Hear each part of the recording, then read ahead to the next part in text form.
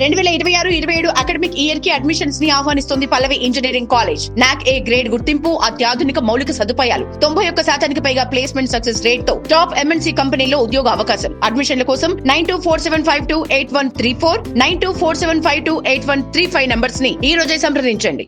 ప్రధాని మోదీ 12 ఏళ్ల పాలనలో విద్యారంగంలో వచ్చిన మార్పులు ఇవే. ప్రధాని నరేంద్ర మోదీ భారతదేశానికి నాయకత్వం వహించి 12 ఏళ్లు పూర్తయ్యాయి.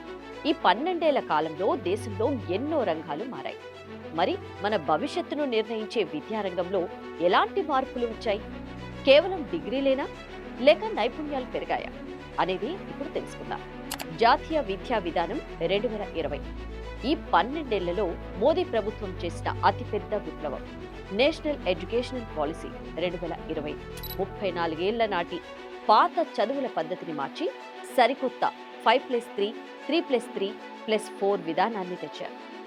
బట్టి పట్టే చదువులకు స్వస్తి చెప్పి ప్రాక్టికల్ నాలెడ్జ్ మరియు స్కూల్స్ నైపుణ్యాలు పెంచేలా దీనిని రూపొందించారు. అంతేకాదు ప్రాథమిక విద్యను మాతృభాషలోనే నేర్చుకునేలా, అలాగే ఇంజనీరింగ్, మెడిసిన్ లాంటి ఉన్నత చదువులను కూడా తెలుగుతో పాటు ప్రాంతీయ భాషల్లో అందుబాటులోకి తెచ్చారు.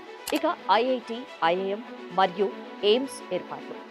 ఉన్నత విద్య కోసం గతంలో సీట్లు దొరకడమే కష్టంగా ఉండేది.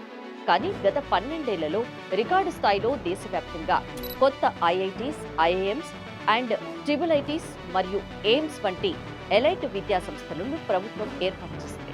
ప్రతి వారం ఒక కొత్త యూనివర్సిటీ లేదా ప్రతిరోజు ఒక కొత్త ఐఐటి చొప్పున దేశంలో విద్యా మౌలిక వసతులు పెరిగాయని నివేదికలు చెబుతున్నాయి.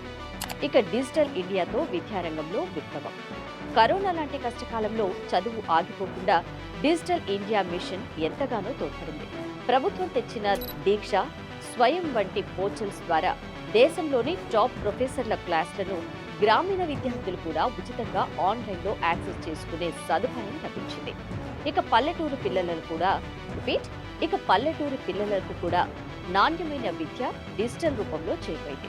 ఇక విద్యారంగంలో నాణ్యతను మరింత పెంచడం, ఉద్యోగ అవకాశాలు మెరుగుపరచడం వంటి సవాళ్లు ఇంకా ఉన్నాయి.